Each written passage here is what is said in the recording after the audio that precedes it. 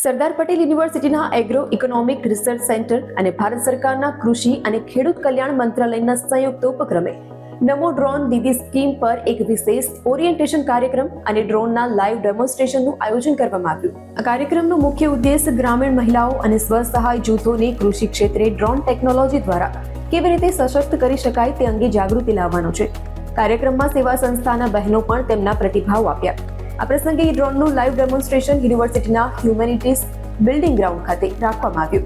કુલપતિ ડોક્ટર નિરંજન પટેલ અને registrar doctor Bhailalbhai પટેલની ઉપસ્થિતિમાં ડ્રોનનું લાઈવ ડેમોન્સ્ટ્રેશન કરવામાં આવ્યું હતું.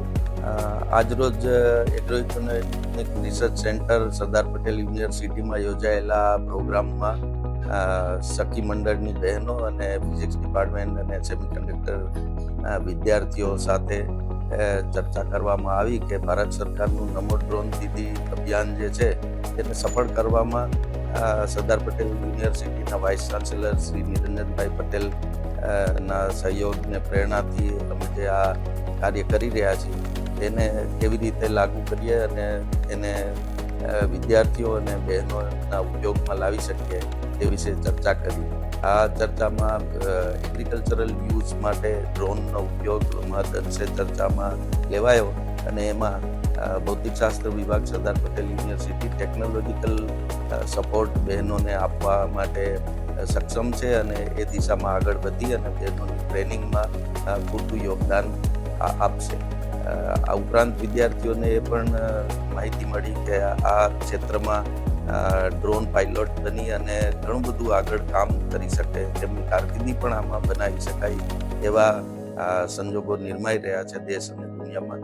તો આ ટેકનોલોજીનો લાભ લઈને ખેડૂતો અને વિદ્યાર્થીઓ આગળ વધે એ માટે સરદાર પટેલ યુનિવર્સિટી પ્રયત્નશીલ છે અને એમાં એગ્રો ઇકોનોમિક રિસર્ચ સેન્ટરનું મહત્તમ ફાળો છે અને સાથે સાથે ટેકનિકલ સપોર્ટમાં ફિઝિક્સ ડિપાર્ટમેન્ટ તેમની સાથે છે.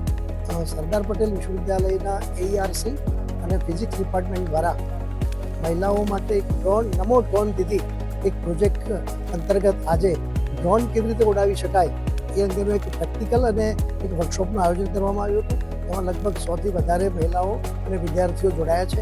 આપણે સૌ જાણીએ છીએ કે આપણા યશસ્વી પ્રધાનમંત્રી શ્રી મહિલા સશક્તિકરણ માટે બહુ જ કાર્યરત છે અને ખૂબ જ નાની જુદી જુદી વસ્તુઓ દ્વારા જુદા જુદા યોજનાઓ દ્વારા મહિલાઓ વધારે પ્રશિક્ષિત થાય એ ઈચ્છી રહ્યા છે.